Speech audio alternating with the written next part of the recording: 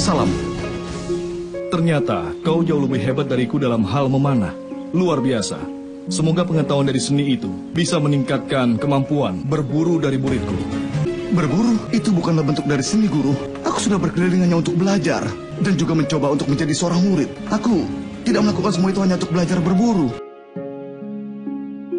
Kau sudah tahu benar bahwa masyarakat kita tidak punya hak untuk belajar kemampuan setinggi itu.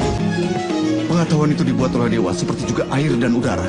Aku tidak mau berdebat denganmu karena di dekat pinggiran sungai Trisatwati ada tempat berburu dari Guru Drona. Kau tidak akan dapatkan apapun dari pendidikanku. Mintalah langsung padanya. Siapa tahu saja dia mau menerimamu sebagai muridnya. Terimalah bangsa di mana tempatmu lahir dan cobalah jalani hidup yang bahagia.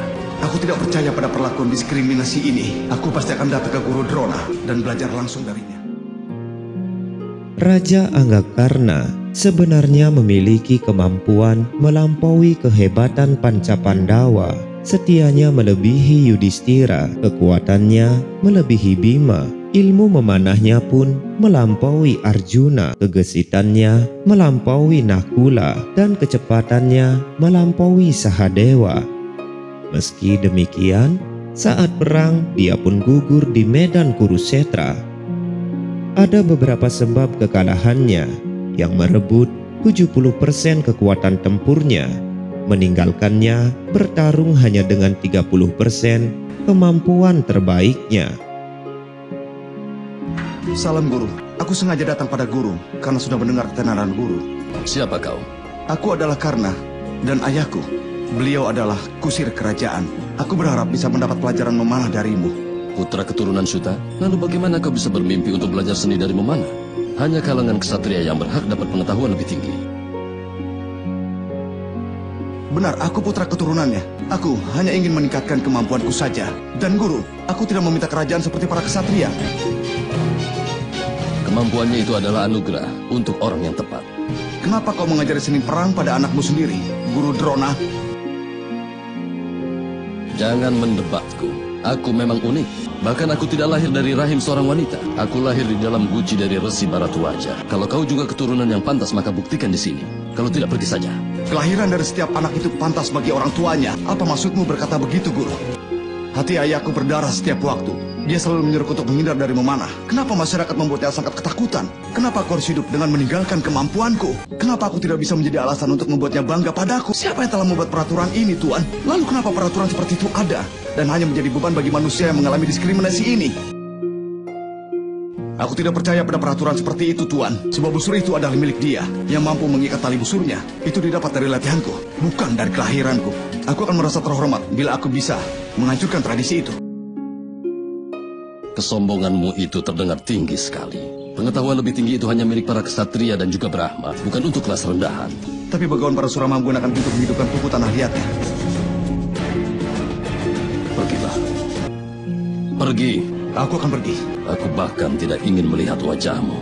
Aku akan pergi dan mendapatkan ilmu dari orang lain. Tapi biar aku pastikan dulu padamu. Aku akan kembali, bahwa aku akan kembali sebagai pemanah yang tangguh yang ada di bangsa ini. Dan aku akan menjadi lebih baik dari semua muridmu.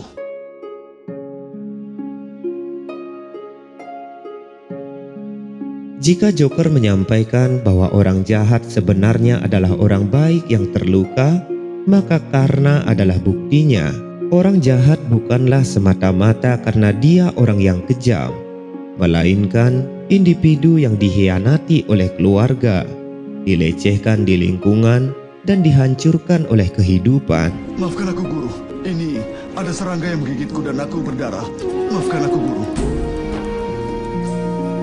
Astaga, itu luka yang dalam. Pasti rasanya sakit. Tapi kau tidak bergerak. Tidak. Siapa kau? Siapa kau? Aku adalah muridmu, Guru. Tidak mungkin. Hanya seorang Brahma yang bisa menjadi muridku. Dan kau sendiri bukan keturunan Brahma.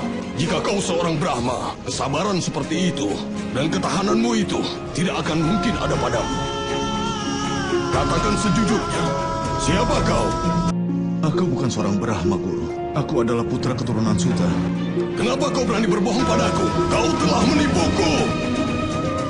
Kebenaran selalu saja mempermalukanku, Guru. Kalau aku mengatakan aku bukan Brahma, tapi aku adalah keturunan Suta, maka aku pasti akan mengalami kekecewaan lagi, Guru. Kau telah membuat kesalahan yang besar. Keterlaluan. Kalau kau membagi penderitaanmu itu denganku, maka aku pasti akan mengirimmu pada guru yang tepat. Aku bukanlah penentang kasta atau garis keturunan. Dengar Karna, apakah kau lupa kalau kebohongan itu artinya sama dengan kelemahan? Ini bukanlah sebuah kutukan. Ini adalah kenyataan. Kenyataan dari hidup. Pergilah Karna. Akan ada titik dalam hidupmu. Saat ini akan menjadi peristiwa terbesar dalam ujian hidup. Dan pada saat itu juga, ilmumu akan pergi darimu. Dia akan menghilang dan tidak akan ada gunanya untukmu. Begawan Parasurama, aku menyesal tidak menyadari kebaikan hatimu. Aku hadapi dewa sebagai manusia biasa. Ini adalah salahku. Kata-kata ini adalah hasil dari kekecewaanmu. Aku terima itu sebagai upacara suci dari ilmuku. Tidak maukah kau mendoakan muridmu, Guru? Perjuangan keras dan kesalahanmu, keduanya akan terjadi.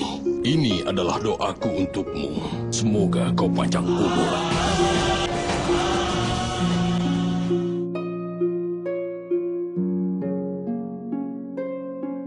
Kehidupan Karna tak seindah cerita klasik tentang raja yang dielu-elukan, melainkan perjalanan gelap membela Kurawa berpihak pada kecurangan.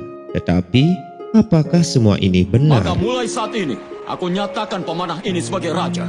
Aku nyatakan dia sebagai seorang raja. Hidup Pangeran Duryudana! Hidup Pangeran Duryudana! Pangeran Duryudana! Tidak, Pangeran. Aku tidak punya kerajaan. Aku kesini tidak untuk menerima kerajaan sebagai kebaikan hati. Penghargaan yang ditujukan padaku sudah cukup buatku. Aku tidak menginginkan apapun lagi. Seluruh kesatria yang ada di sini merasa malu karena kehadiranmu, teman. Jadi kau harus mendapat kesempatan untuk bertarung di sini. Di tempat yang jauh, di barat, ada sebuah daerah berhutan di luar Makada. Tempat itu bernama Angga. Pamanku Bhisma telah memenangkan rakyat yang ada di daerah sana. Tapi saat ini, di sana tidak ada rajanya. Aku nyatakan kau sebagai raja dari Angga. Aku tidak bermaksud untuk memberikan hutang budi. Aku menganggap semua ksatria yang hebat sebagai temanku. Aku, raja dari Kuru Destra Rastra, mulai dari saat ini juga menyatakan anak muda ini raja dari Angga. Dengan darahku aku bersumpah bahwa apa yang telah diberikan oleh ayahku hari ini akan kujamin olehku sampai aku mati. Dan aku harus melindunginya. Bayangkan tentang takdir seorang Raja Anggakarna. Ibunya Kunti telah membuangnya. Saudara-saudaranya selalu merendahkannya. Raja Anggakarna dihina sebagai manusia rendahan. Terutama saat Duryodana, pemimpin Kurawa, mengangkat derajat Karna menjadi raja di Angga. Dia menyadari sepenuhnya saatnya membalas budi untuk semua kebaikan sahabatnya. Karena memihak Kurawa, karena memahami arti balas budi, dia melawan Pandawa bukan karena kebengisannya, melainkan karena tanah airnya diserang. Hastinapura digempur kekuatan Pancala dan sekutunya yang dipimpin Yudhistira. Karna adalah benteng terakhir Kurawa, bertarung hingga mati, jatuh oleh tangan Arjuna, adik seibunya.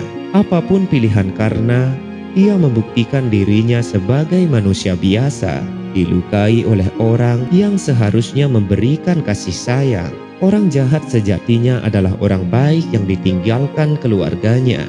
Dan atas ini Kunti memegang tanggung jawab atas nasib Karna. Tapi Basudewa Krishna yang lebih paham akan kebenaran, Krishna tahu apa yang seharusnya terjadi memang harus terjadi.